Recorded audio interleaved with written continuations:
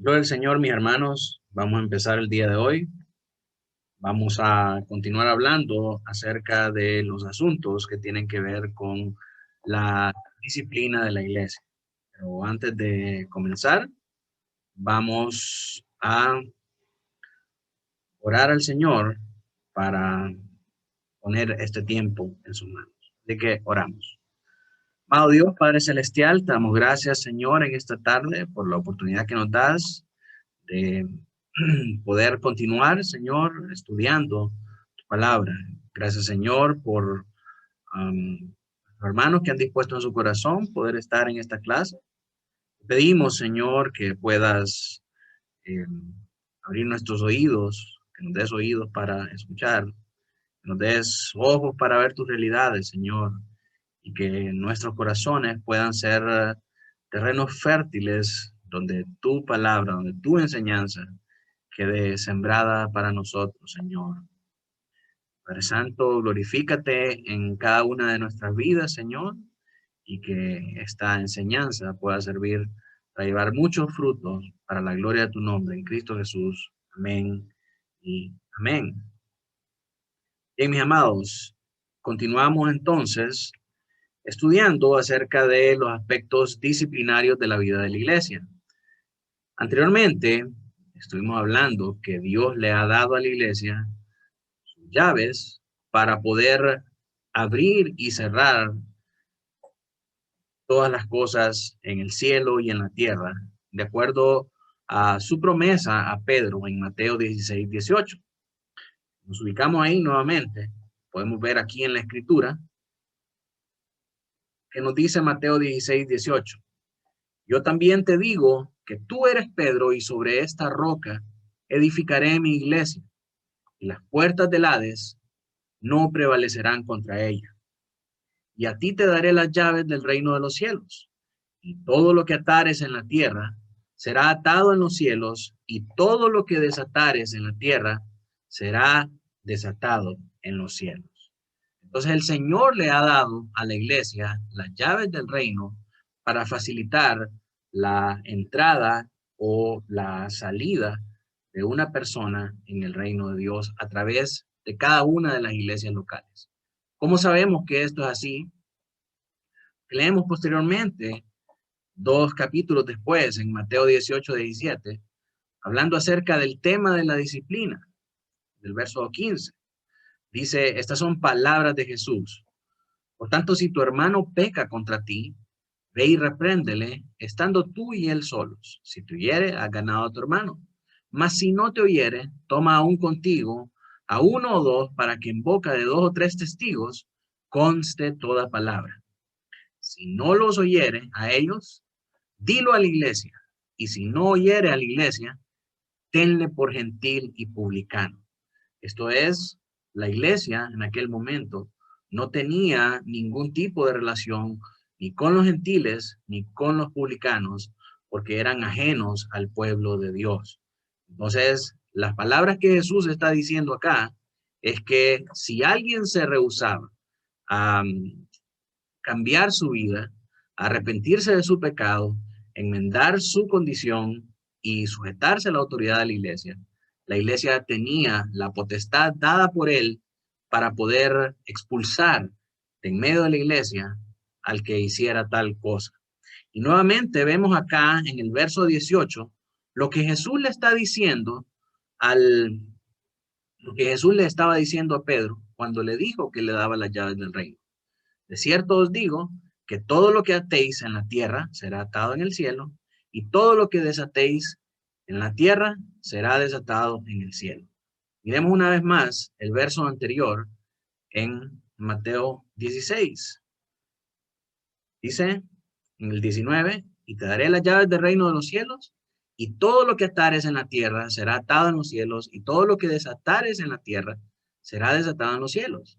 De manera que esta frase de atar y desatar las cosas en el cielo y en la tierra no se refiere a estar atando y desatando maldiciones o bendiciones o a rompimientos en celestiales y muchas otras cosas que enseñan hoy en día detrás de este texto, sino que se está refiriendo a la parte disciplinaria de la iglesia. que el que la iglesia discipline, ese es avalado por el poder del Señor, porque el Señor le ha dado a la iglesia las llaves para disciplinar a aquellos miembros de la iglesia que andan en pecado y que persisten en seguir en pecado y en no arrepentirse. La iglesia tiene la potestad dada por Dios para expulsarlos de su membresía. Encontramos también versículos como 1 Corintios 5. Mire lo que dice, vamos a leer desde el 1 al 7. Dice, de cierto se oye que hay entre vosotros fornicación, y tal fornicación cual ni aún se nombra entre los gentiles, tanto que alguno tiene la mujer de su padre, y vosotros estáis envanecidos. ¿No debierais más bien haberos lamentado para que fuese quitado de en medio de vosotros el que cometió tal acción? Ciertamente yo, como ausente en cuerpo, pero presente en espíritu, ya como presente, he juzgado al que tal cosa ha hecho. En el nombre de nuestro Señor Jesucristo, reunidos vosotros y mi espíritu, con el poder de nuestro Señor Jesucristo, el tal sea entregado a Satanás para destrucción de la carne, a fin de que el espíritu sea salvo en el día del Señor Jesús. ¿No es buena vuestra jactancia? ¿No sabéis que un poco de levadura leuda toda la masa? Limpiaos pues de la vieja levadura, para que seáis masa nueva, sin levadura como sois, porque nuestra Pascua, que es Cristo, ya fue sacrificada por vosotros. Entonces vemos acá que hay un fornicario en medio de la congregación. Y es un caso de fornicación que es tan escandaloso que ni aún en medio de los gentiles se dan estas situaciones. Imagínense, el miembro de una iglesia se está acostando con su madrastra, se está acostando con la mujer de su padre. Entonces, Pablo les dice, ¿cómo es posible que ustedes toleren estas cosas? No es buena vuestra jactancia. A ese sáquenlo y entréguenlo a Satanás para la destrucción de su alma, a fin de que el espíritu sea salvo en el día del Señor. Luego en el verso 7 dice, limpiaos pues de la vieja levadura. Y esta palabra limpiaos en su idioma original quiere decir purgar, quiere decir echar fuera lo malo y dejar únicamente lo limpio. Como quien dice, manzana podrida pudre a las demás. Entonces es mejor sacar la manzana podrida antes de que pudra a las demás. Y esta es una analogía muy válida en medio de estas situaciones de pecado que se dan en medio del pueblo. Pablo le dice a Timoteo también que presente a aquellos que persisten en pecar en frente de la iglesia para que todos los demás teman también, porque no se puede estar jugando con las cosas santas. Y una de las cosas que tenemos que ver, tanto en el verso de Mateo 18 como en el verso de 1 Corintios, es que quien tiene la autoridad y la potestad dada por Dios, es decir, las llaves del reino que Jesucristo entrega, no se la da a los pastores, no se la da a Pedro, se la da a su iglesia. En Mateo 18 ya pasó por el proceso en el que el pastor tenía injerencia en el asunto, yendo a solas y hablando con el hermano. De ahí pasó a los demás pastores o a los demás testigos y por último llega a la asamblea de la iglesia. Y es la asamblea de la iglesia la que tiene a esa persona impenitente, a esa persona que no se quiere arrepentir, es la asamblea de la iglesia la que lo tiene como gentil y publicano. No es el pastor, no son los pastores, es la asamblea de la iglesia. Y en nuestras clases anteriores hemos hablado que la asamblea de la iglesia se compone de sus oficiales y de sus miembros. Sus oficiales únicamente hay dos rangos de autoridad, pastores o ancianos y diáconos, que juntamente con el resto de los miembros conforman la asamblea de la iglesia. Entonces, esa asamblea reunida es la que determina expulsar a un hermano que persiste en pecar. Es la que determina tener a un hermano como gentil y publicano cuando se resiste a cambiar, se resiste a sujetarse a la autoridad de la iglesia y continúa en un pecado de manera impenitente. También en Primera de Corintios dice Pablo, vamos a ver, en el verso 4, reunidos vosotros y mi espíritu con el poder de nuestro Señor Jesucristo. O sea, Pablo está diciendo que a este fornicario que está viviendo con su madrastra, lo entreguen a Satanás, pero estando reunidos todos, y que éste sea expulsado de la congregación, expulsado en medio de la congregación de los santos, de la asamblea de los santos, para ser entregado a Satanás, para la destrucción de su carne y la salvación de su espíritu en el día del Señor.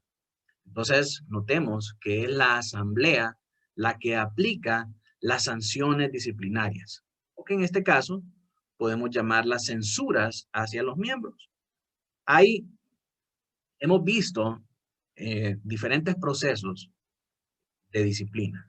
Hemos visto cuando un hermano se acerca a otro para amonestarle, para reprenderlo, con el fin de que cambie, ¿verdad? Ese es el primer paso, es el primer nivel de disciplina. El segundo es llevarlo ante varios testigos para que conste toda palabra en boca de 2 o 3 testigos, con el fin de llevarlo al arrepentimiento. El fin de la disciplina no es avergonzar a nadie, ni marginarlo, ni expulsarlo, ni hacer valer nuestra autoridad. El fin de la disciplina es llevar a una persona hacia la restauración. En ese proceso, el segundo paso es, con varios testigos, ir y confrontar al hermano que está en pecado.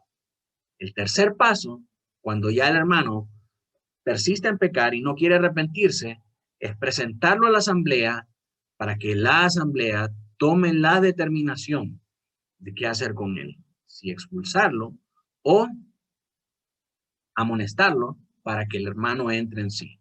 Quizás en frente de la asamblea se arrepienta y acceda a dejar de pecar, pero cuando no quiere, entonces es deber de la asamblea expulsarlo. Pablo les dice, no es buena vuestra jactancia, no debíais haber ya sacado a ese. No sabéis que un poco de levadura leuda toda la masa. No sabéis que una manzana podrida pudre a las demás. Entonces tenemos que en ese momento purgar el cuerpo de Cristo y sacar todo aquello que está malo y que se rehúsa a cambiar. Tenemos también en segunda de Tesalonicenses una diferente clase de amonestación que se da en medio de la iglesia, ¿verdad? Este es el caso de la expulsión, pero hay también otro tipo de admonición, hay otro tipo de disciplina, que es la suspensión y la lejanía de la iglesia, por así decirlo. Y la encontramos aquí en segunda de Tesalonicenses 3:6. Dice segunda de Tesalonicenses 3:6. Pero os ordenamos, hermanos, en el nombre de nuestro Señor Jesucristo, que os apartéis de todo hermano que anda desordenadamente, y no según la enseñanza que recibisteis vosotros, porque vosotros mismos sabéis de qué manera debéis imitarnos, pues nosotros no anduvimos desordenadamente entre vosotros. Sí, Pablo está hablando aquí de los hermanos que hablan desordenadamente y le dice, apártense de estos hermanos, porque esta no es la enseñanza que vosotros recibisteis de vosotros, porque ustedes tienen que imitarnos a nosotros, pues cuando estuvimos entre ustedes no actuamos de manera desordenada, ni comimos de balde el pan de nadie, sino que trabajamos con afán y fatiga día y noche para no ser gravosos a ninguno de vosotros. Dicen, no nos aprovechamos de nadie, no hicimos nada para perjudicar a nadie, sino que al contrario, trabajamos juntamente con ustedes para no ser una carga para ustedes. No porque no tuviéramos derecho, al final eran los misioneros enviados a ese lugar y el obrero es digno de su salario, dice la Biblia. Pero, dice el Señor Jesucristo, pero dice, no porque no tuviésemos derecho, sino por daros nosotros mismos un ejemplo para que nos imitaseis. También cuando estábamos con vosotros, ordenamos esto. Si alguno no quiere trabajar, que tampoco coma, porque oímos que algunos de entre vosotros andan desordenadamente, no trabajando en nada, sino entrometiéndose en lo ajeno. Y este es el típico caso de los misioneros que quieren vivir de a gratis, que no hacen nada y están padeciendo por el evangelio, acostados en una hamaca. Y por el contrario, exigen que la iglesia aporte para sus necesidades, aporte para su familia y aporte para todas las cosas que ellos necesitan, sin que ellos muevan ni siquiera un dedo para trabajar. Pasan todo el día en su hamaca sin hacer absolutamente nada y esperan la recompensa y la retribución. Y eso no es la vida del evangelio, eso no es la vida de un misionero. Pablo dice acá que ellos, pudiendo haber esperado recibir retribución de los hermanos por hacer la obra misionera, no quisieron hacerlo, sino que trabajaron juntamente con ellos para darles el ejemplo de que un misionero no es haragán, de que un misionero no pasa acostado en su casa todo el día, sino que es una persona que trabaja diligentemente en la obra. Y dice, a los tales mandamos y exhortamos por nuestro Señor Jesucristo, que trabajando sosegadamente coman su propio pan. El misionero no es enviado de vacaciones, no es enviado a estar solamente de carita bonita, sino que es enviado a trabajar. Cualquiera que esté involucrado en el trabajo del ministerio sabe que el ministerio es costoso, sabe que el ministerio quiere sacrificios, sabe que el ministerio es algo que no es fácil y que no es para cualquiera. Sobra personas en el mundo que dicen, no, lo más fácil es poner una iglesia y cobrar los diezmos y las ofrendas y vivir de los diezmos y las ofrendas. Pero no saben todo el trabajo que hay detrás de un ministerio que busca realmente ser bíblico también, ¿verdad? Porque hay de ministerios a ministerios y hay quienes tienen toda una empresa en medio de ella, disfrazada de iglesia, ¿verdad? Que desde la entrada le están cobrando, le venden la prédica del pastor, le venden la Biblia, le venden los velos, le venden todas las cosas, la comida, la camisa oficial de la iglesia, todas las cosas en una venta como que si fuera un circo, ¿verdad? Que los mismos payasos que hacen el acto son los que cobran, son los que venden la comida, son los que venden los recuerdos, son los que están haciendo todo. Entonces, vemos ese modelo de negocio en las iglesias de los falsos apóstoles y de los falsos maestros ahí en el mundo. Sin embargo, el trabajo del ministerio para una iglesia que quiere ser bíblica y ceñida a los parámetros bíblicos es un trabajo difícil. Pablo dice que trabajemos sosegadamente y que comamos nuestro propio pan. Y vosotros, hermanos, dice, no os canséis de hacer el bien. Si alguno no obedece a lo que decimos por medio de esta carta, a ese señaladlo y no os juntéis con él para que se avergüence. Mas no le tengáis por enemigo, sino amonestadle como hermano. Entonces, vemos acá un nivel diferente de disciplina en contraste con la excomunión. Aquí lo que vemos es esta amonestación y esta como suspensión de membresía. Esa es la palabra, la suspensión de la membresía.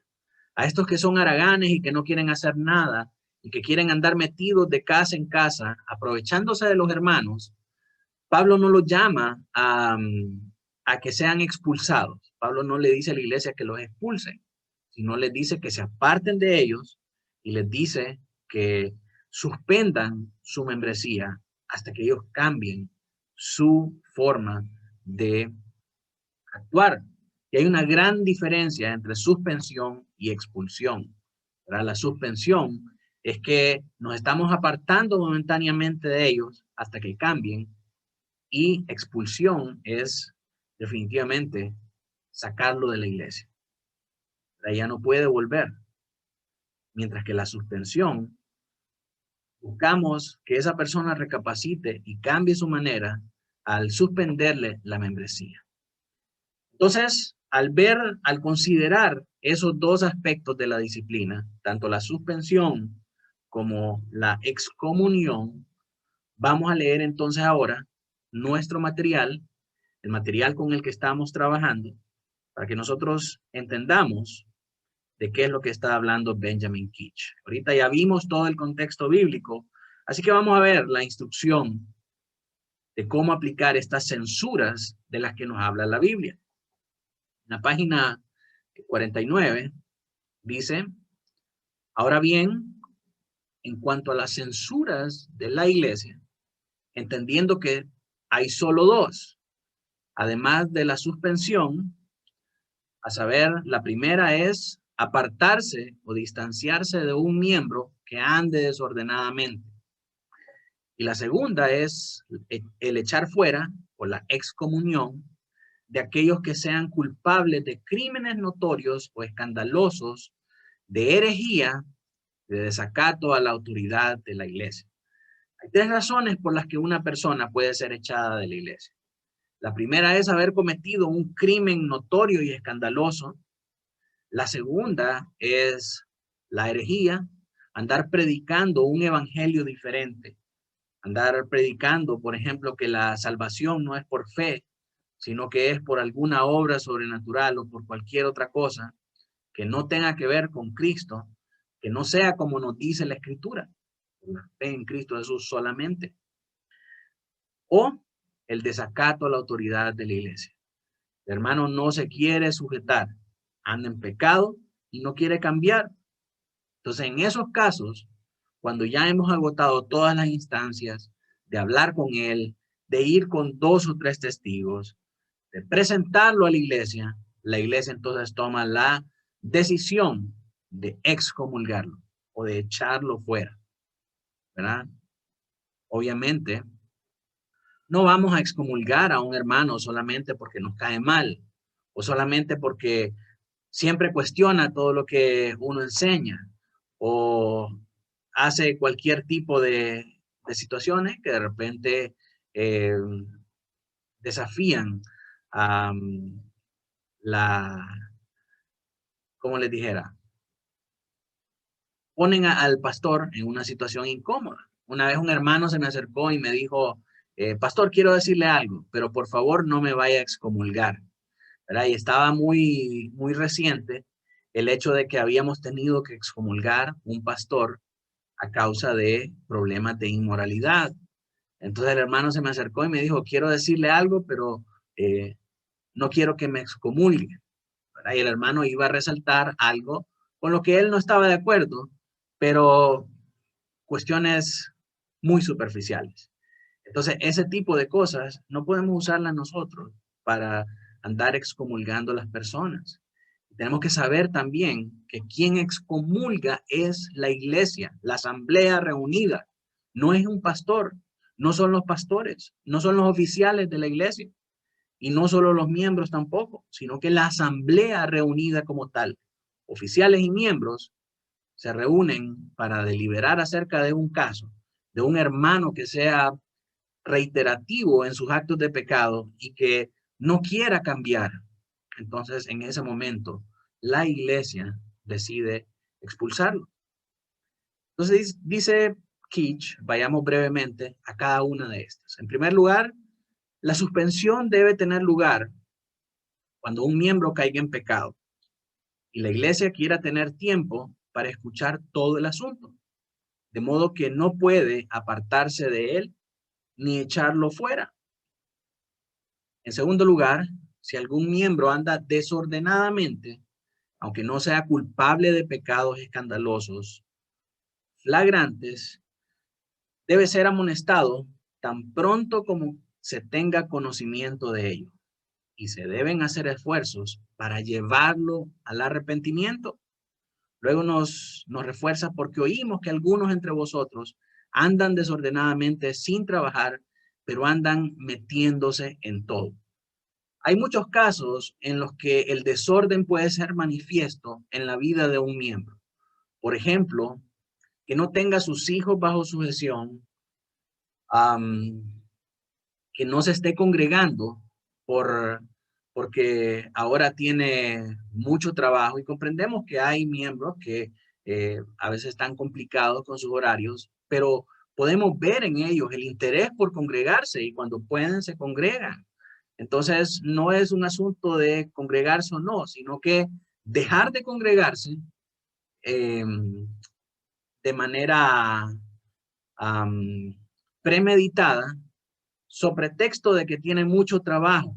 Y al final sabemos que esa solo es una excusa y en su corazón está no congregarse o dejar de congregarse porque lo que hay es pecado, porque cayó en un bache, porque cayó en una situación de depresión o porque de repente hay algún tipo de afección sentimental que le está impidiendo ir a la iglesia. Ese es un hermano que anda desordenadamente. Entonces nuestra labor es llevarlo al arrepentimiento, que se dé cuenta de su pecado y que pueda arrepentirse para volver a estar en medio de nosotros.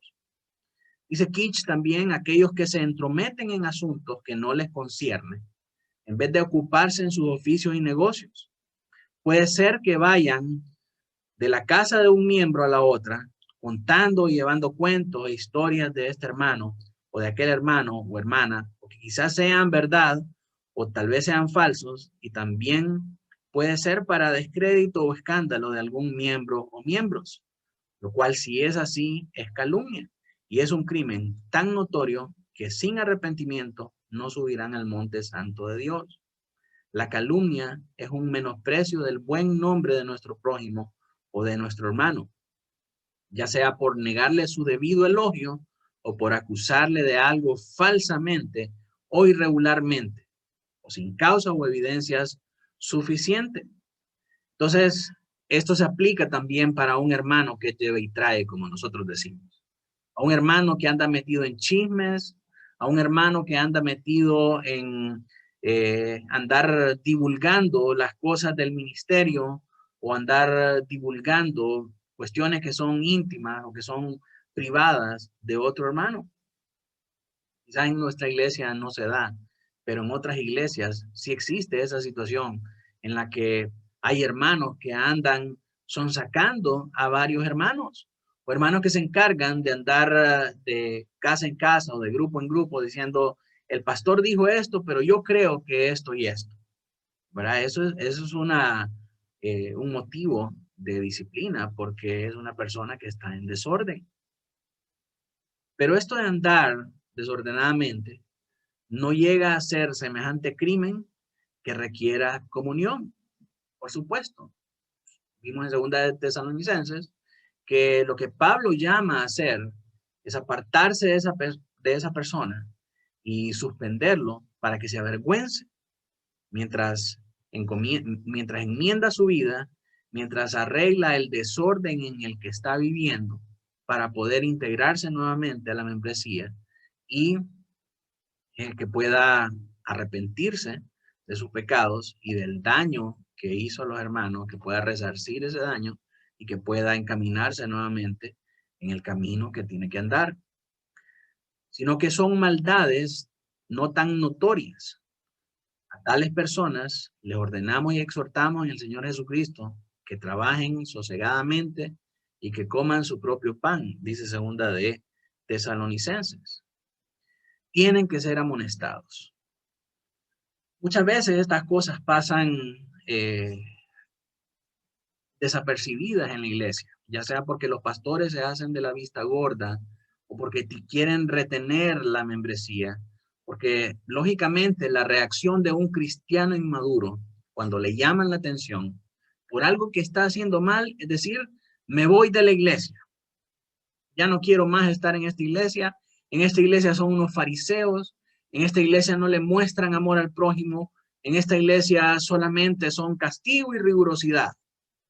Mi hermano, la disciplina es la mejor expresión de amor, porque la única manera en la que nosotros podemos crecer es que nos señalen los errores que estamos haciendo, y más cuando tienen que ver con pecados que nosotros estamos cometiendo.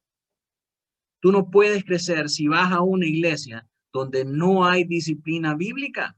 ¿Por qué? Porque si no hay disciplina bíblica, lo que hay es una cultura de pecado que está solapando a un montón de pecadores que están pecando discretamente. y algunos más que otros, algunos en pecados más escandalosos que otros. Entonces, a ellos o a ese tipo de iglesia, Pablo les dice, no es buena vuestra jactancia. Este tipo de cosas tienen que ser abordadas, limpiados de la levadura, purgar el cuerpo de Cristo. Entonces, la implementación de la disciplina es algo necesario para el crecimiento de la iglesia, para el crecimiento de los miembros. Una iglesia que no aplica la disciplina no es una iglesia saludable. Entonces, como les digo, los cristianos maduros, lo primero que hacen cuando se les aplica, los cristianos inmaduros, perdón, lo primero que hacen cuando se les aplica la disciplina es decir, yo me voy de esta iglesia porque esta iglesia es intolerante. No se dan cuenta que es necesario para su crecimiento espiritual. Ahora, nosotros como iglesia somos llamados a responder también de una manera amorosa, de una manera misericordiosa, porque no solamente los hermanos que son amonestados son propensos a caer en esos tipos de pecados, sino que nosotros mismos también. Entonces, cuando un hermano es amonestado por la iglesia y el hermano consciente en cambiar, entonces como iglesia debemos aceptarlo como con amor y debemos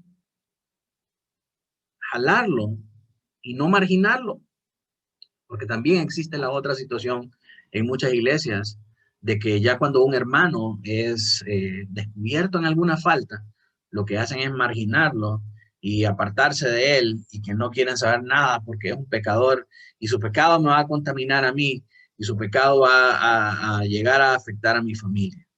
Jesús dice claramente que no es lo de afuera lo que contamina al hombre, sino que lo que está en su corazón. Entonces, debemos ser amorosos y debemos ser misericordiosos y debemos extenderle a estos hermanos gracia para que puedan ser parte de la asamblea.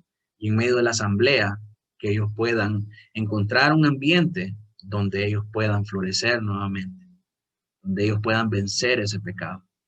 Entonces, tenemos que procurar crear ese tipo de cultura.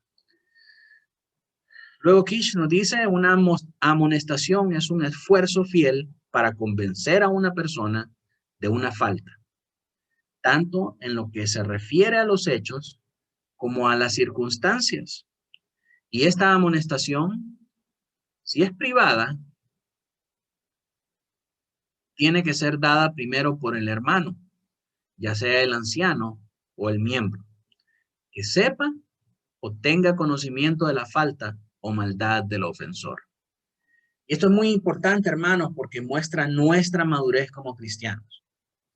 Muchos cristianos y en muchas iglesias, cuando un hermano comete una falta contra otro, lo primero que se hace es enojarse contra el hermano.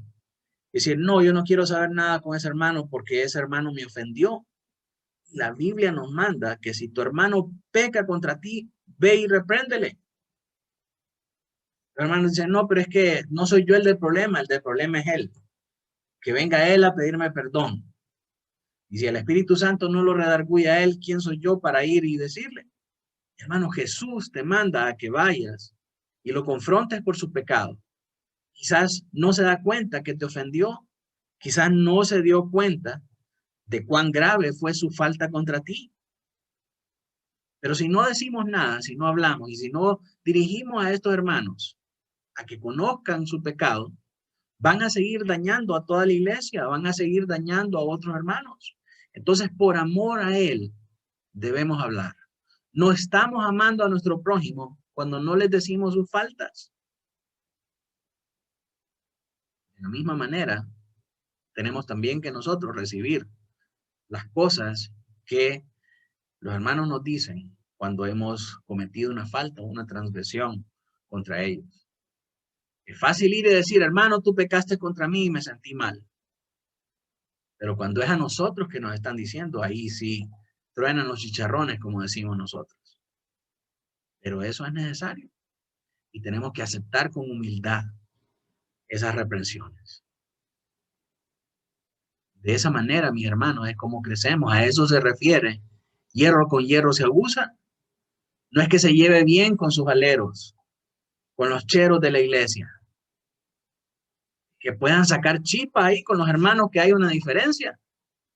Para al final estar unidos verdaderamente en amor y sobre todas las cosas en verdad. Pero cuando estamos unidos por hipocresía, cuando estamos unidos de una manera mentirosa, esa unidad no permanece. Y eso es lo que termina dividiendo las iglesias muchas veces. El no confrontar un pecado, el no hablar acerca de eso. Ah, pero es que ya fui y el hermano no me quiso recibir. El hermano no me quiso hablar. Bueno, entonces tú ve con 2 o 3 testigos. Y si el hermano no me quiso recibir, entonces preséntalo ante la iglesia.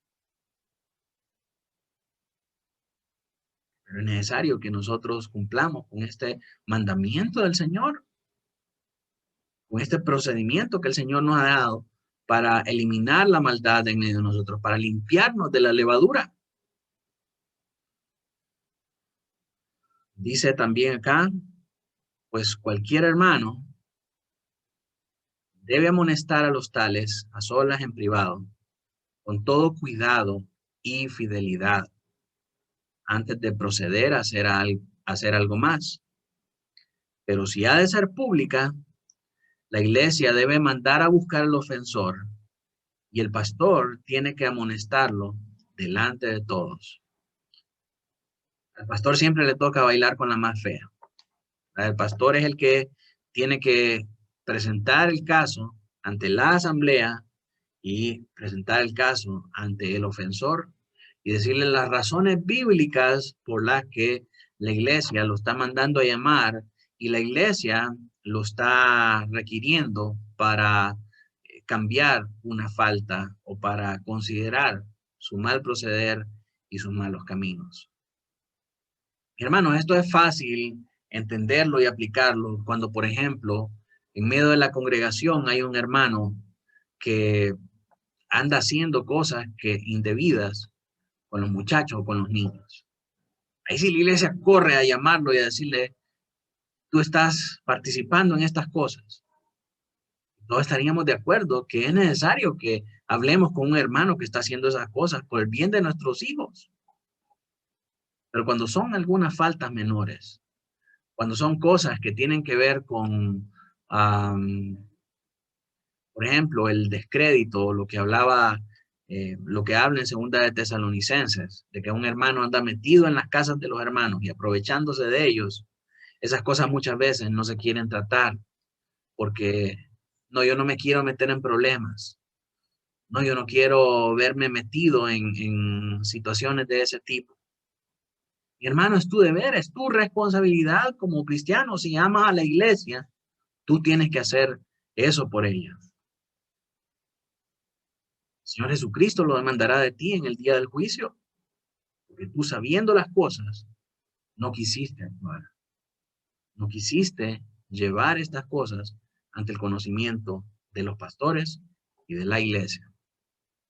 Este tipo de cosas tienen que ser tratadas, porque si no, la manera no bíblica en cómo las iglesias evangélicas tratan con la disciplina es ignorando las faltas. Pero si ignoramos suficiente tiempo un pecado, eventualmente va a desaparecer. El hermano se va a ir de la iglesia o va a dejar de hacerlo o simple y sencillamente a los demás se les va a olvidar que este hermano anda en estas cosas. La manera bíblica en la que nosotros vemos cómo tenemos que aplicar la disciplina es a través de este compromiso, que es difícil, sumamente difícil. Y en algunos casos es vergonzoso, pero es necesario. Es necesario. La iglesia debe mandar a buscar al ofensor y el pastor tiene que amonestarlo delante de todos. Pero si no es rescatado después de haber hecho todos los esfuerzos debidos, sino que continúa siendo una persona desordenada, la iglesia tiene que apartarse. La iglesia tiene que distanciarse de él. Ahora bien, hermanos, os mandamos en el nombre del Señor Jesucristo que os apartéis de todo hermano que ande desordenadamente y no según la doctrina que recibisteis de nosotros. No se trata de entregar a Satanás, excomulgar o retirarle la membresía a la persona. Pues estos tipos de personas aún deben ser reconocidos como miembros. No significa que los estamos sacando de la membresía y que no pueden volver más, sino que estamos suspendiéndolos por ser miembros desordenados. La iglesia debe señalarlo para no tener comunión ni asociación con él en este sentido. Sin embargo, no lo tengáis por enemigo, sino que amonestadle como un hermano. Si alguno no obedece nuestra enseñanza, señalad al tal. Estas son instrucciones claras que da Pablo en 2 de Tesalonicenses.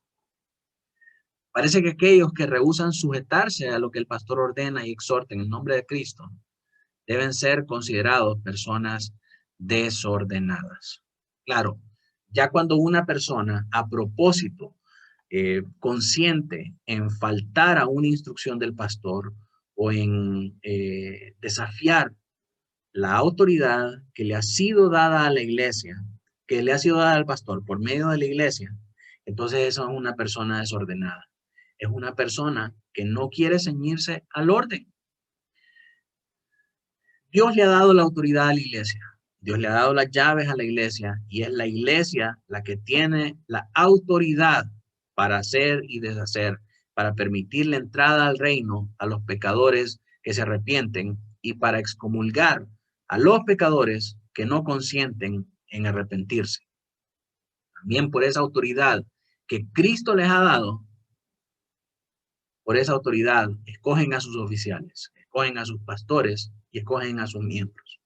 Entonces, cuando un miembro se rehúsa a obedecer conscientemente a una orden dada por el pastor, obviamente dentro del marco de la escritura, ¿verdad? No es como que le ordené a este hermano que me fuera a comprar pastillas a las 2 de la mañana y no fue. Este hermano es un rebelde, es un insujeto y un insurrecto.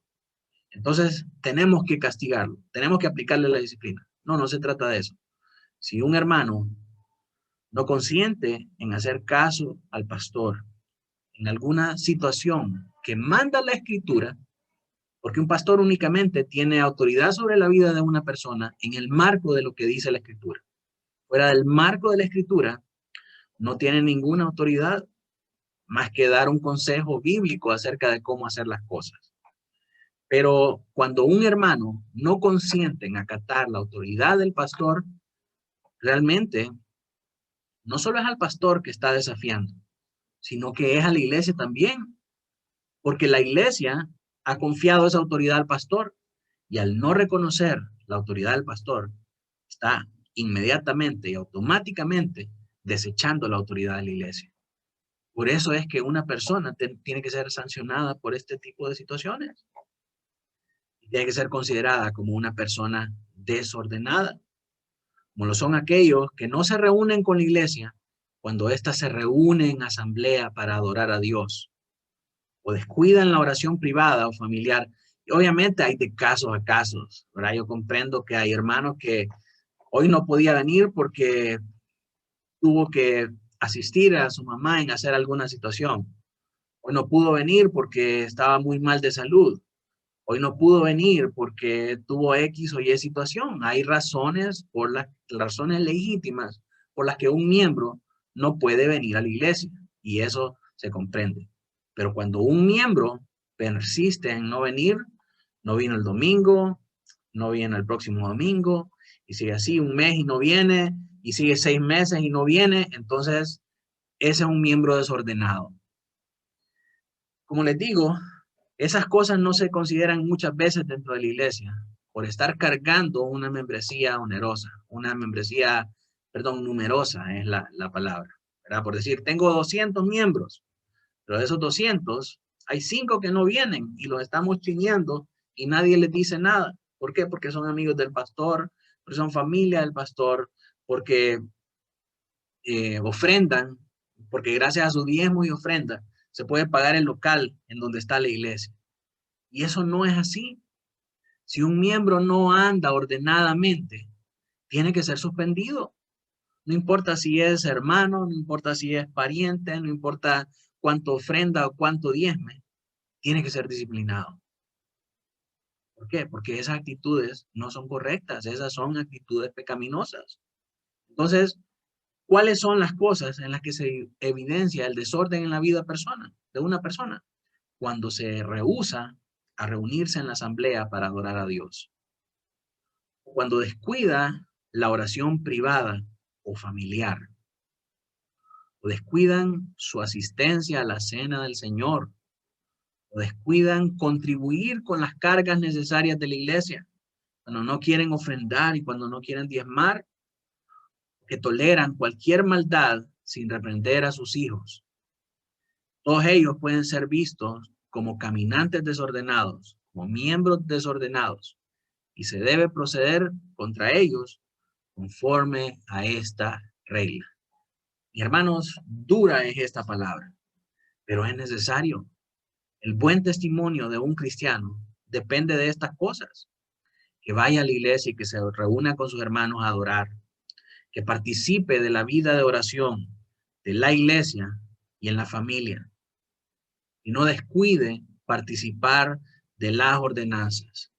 ¿Qué puede llevar a un hombre o a una mujer a no querer participar de la cena del Señor?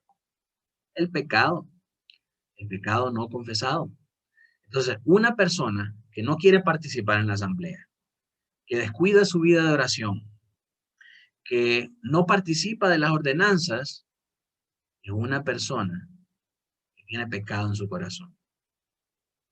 Una persona que no quiere dar generosamente para las necesidades de la iglesia, es una persona que tiene avaricia en su corazón, porque la Biblia nos manda a ser desprendidos para las necesidades de las iglesias. También el rehusarse a instruir a los hijos en el camino bíblico. Esto es para aquellos hermanos que nunca corrigen a sus hijos y los permiten destruir aún las cosas de la iglesia. La Biblia nos llama a ser padres responsables, padres involucrados y padres que formen en los niños el carácter cristiano, el carácter piadoso. Estamos de acuerdo, mis hermanos, que nuestros hijos no son santos, ninguno, ni los suyos ni los míos. Todos son, como yo le he dicho anteriormente, pecadores en pañales, víboras en pañales. Pero estamos en el camino de la salvación y es el deber suyo y mío poder educarlos y poder instruirlos. La Biblia nos manda a que les recordemos todas las cosas que el Señor nos ha mandado. En Deuteronomio 6, nosotros vemos la instrucción que le da Dios al pueblo de Israel para catequizar a los hijos. ¿Qué es esto de catequizar? No se apartará esta palabra de tu boca, sino que la repetirás a ellos en la mañana cuando te levantes, en la noche cuando te acuestes, cuando andes en el camino, cuando llegues a tu casa. Estas palabras estarán contigo, estas palabras las harás sonar en sus oídos. Esa palabra catequeo significa eso, resonar en los oídos. Que la palabra no esté lejana de sus vidas. Que estemos constantemente instruyéndolos en el camino de la palabra del Señor. Entonces, un hombre que no quiere instruir a sus hijos en el camino de la palabra del Señor es definitivamente un hombre que no ha sido nacido de nuevo. Es un hombre que definitivamente tiene un pecado no confesado en su corazón. Entonces, todas estas personas que anden conforme a estas cosas, dice Benjamin Kitch, debemos considerarlos como caminantes desordenados y se debe proceder contra ellos conforme a esta regla. ¿Cuál regla? Suspenderlos de la membresía, apartarse de ellos hasta que ellos puedan arreglar sus vidas. O aquellos que divulgan las resoluciones privadas de la iglesia, así como en muchos casos similares.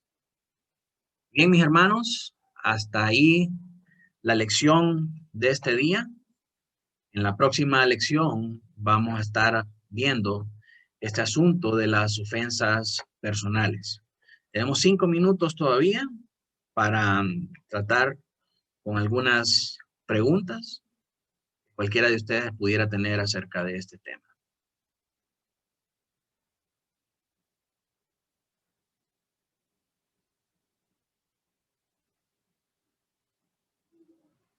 No sé si hay alguna pregunta, hermanos.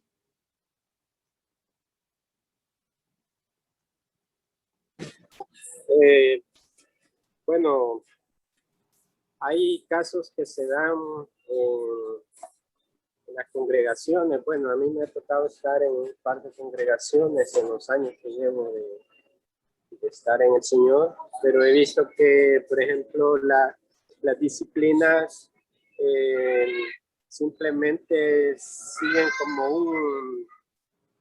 como un requisito, por decirlo así, pero que no contiene lo que el propósito, ¿verdad? Como decir, vamos a ponerlo en disciplina y ahí que quede, ¿verdad? Y ahí no vuelven a hablar con esa persona, esperan que de esa misma persona manifieste fruto, pero no hay un acompañamiento.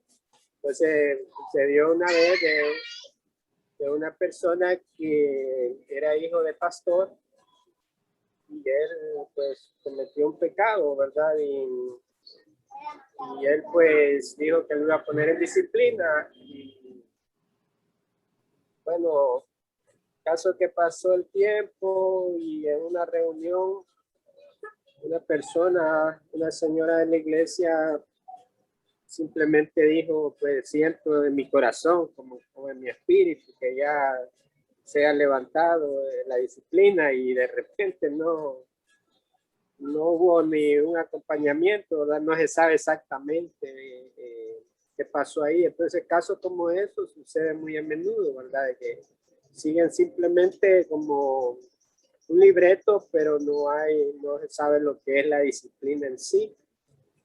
Y la persona es abandonada y después con el tiempo se supone es levantada, pero como que continúa igual la persona, no solo fue un tiempo que le dieron y entonces es complicado así una disciplina porque no está siendo restaurada una persona. Sí, es correcto. No, como dice usted, ¿verdad? No hay un proceso de consejería en el que se ayuda a la persona a salir de ese problema. Nuevamente, la disciplina no es para avergonzar a nadie, ni para marginar a nadie, ni para hacer valer la autoridad de un pastor o de una iglesia.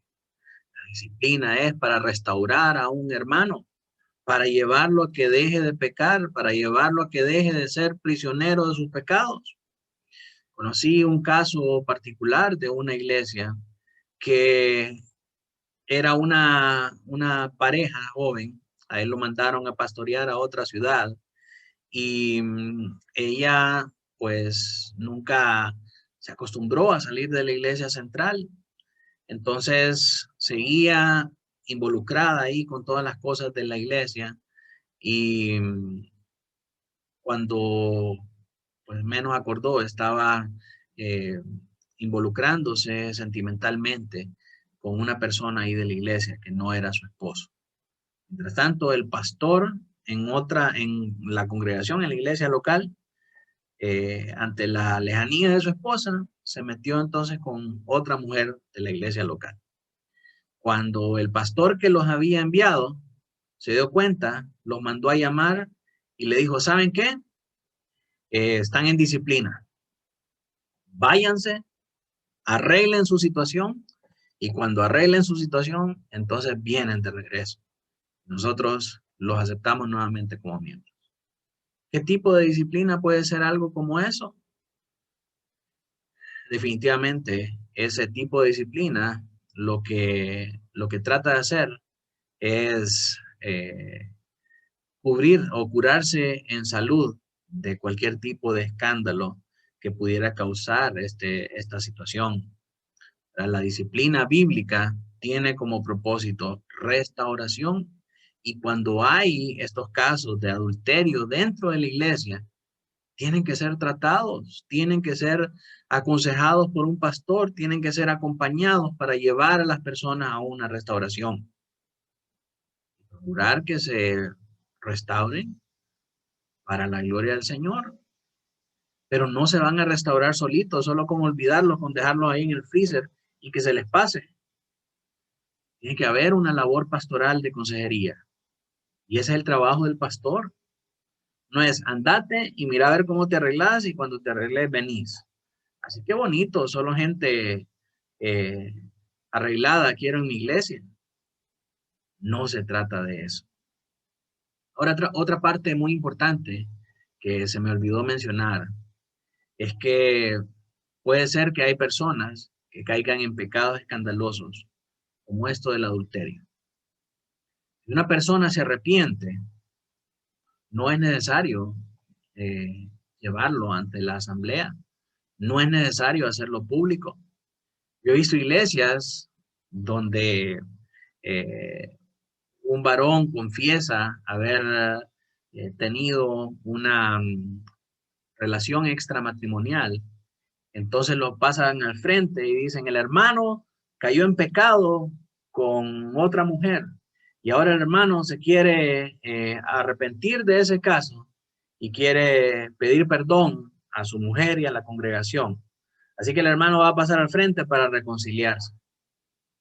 Y ese hombre pasa al frente con una vergüenza tan grande y sus palabras son un destrozo para toda su familia, sus hijos que escuchan esas cosas, es un daño terrible. A grado tal que cuando crecen esos muchachos no quieren saber nada de la iglesia por esa situación traumática. Si un hermano se arrepiente de su pecado, viene y confiesa.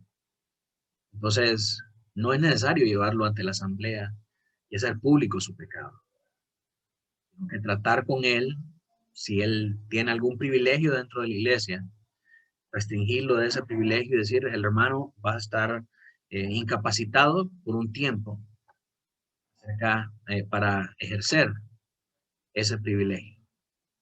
Y no dar más explicaciones, porque la gente no necesita saber ese tipo de cosas. Mientras el hermano, por guardar la integridad del hermano, de su matrimonio y de sus hijos, y no promover ningún tipo de especulación y ningún tipo de murmuración. Entonces se trabaja con el hermano para llevarlo a la restauración. Pero si un hermano es sorprendido en pecado, no quiere aceptar ese pecado y sobre todas las cosas no se quiere arrepentir, entonces sí somos llamados a presentarlo ante la asamblea. Usted puede decir, pero qué inmisericordia, qué iglesia más falta de amor. Quiero mostrarle bíblicamente que la Biblia nos llama a hacer eso. Dice Pablo a Timoteo en 1 Timoteo 5:20, a los que persisten en pecar, ¿verdad? Lo que ya le dijimos personalmente, no hicieron caso, los que ya fuimos con varios testigos y tampoco hicieron caso, entonces ya ahí ya agotamos todas las instancias de disciplina. Pablo dice a esos que persisten en pecar, repréndelos delante de todos para que los demás también teman. ¿Se da cuenta? Es una instrucción bíblica. Jesús dice, preséntalo a la iglesia y ténganlo por gentil y publicano. Pablo dice en Corintios, reunidos todos con mi espíritu, entréguenlo a Satanás. O sea, son asambleas públicas para excomulgar a los que persisten en pecar, a los que no se han arrepentido de sus pecados.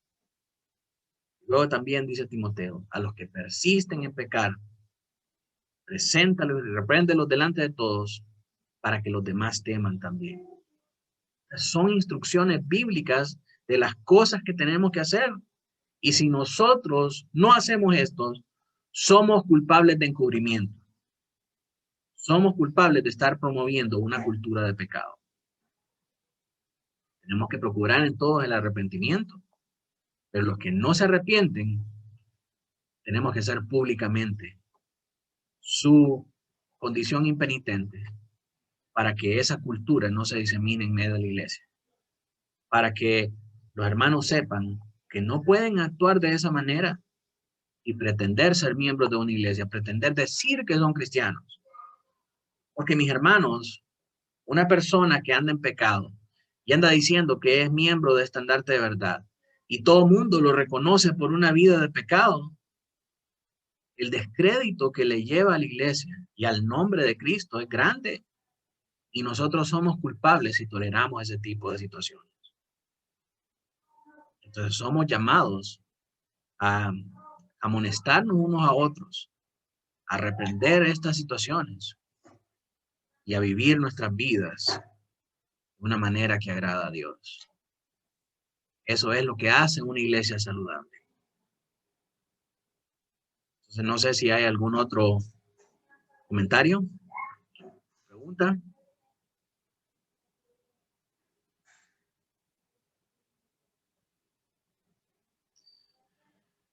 Bien, si no hay más, voy a pedirle a mi hermano Douglas, si está por ahí, pueda despedirnos en oración. Aquí estamos. Amén. Oremos, hermanos.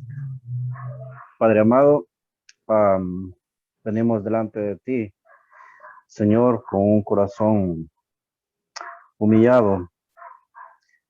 Padre, temeroso también a tu palabra, temeroso a infringir tu palabra, mi Dios amado. Entendiendo, Señor, que las faltas que cometamos repercute a tu pueblo. Y infringe directamente tus mandamientos, Dios. Te pedimos, Dios, que nos des la fuerza para mantenernos en santidad, en buscar la santidad en cada momento, Señor, y que cuando se nos presente un caso en el cual nosotros seamos testigos, que presentemos misericordia, compasión y amor hacia aquel hermano que está cometiendo o haciendo el mal.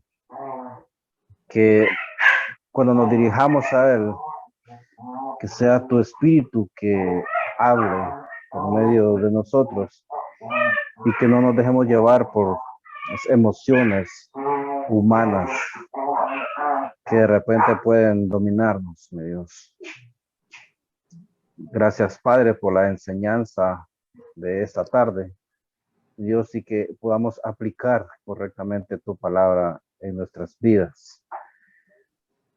Te lo pedimos, Señor, en el nombre de tu Hijo amado, Cristo Jesús. Amén. Amén. Gloria al Señor a todos mis hermanos, que continúen disfrutando de este día del Señor. Nos vemos nuevamente la próxima semana para continuar edificándonos unos a otros en el camino del Señor. Que Dios les bendiga.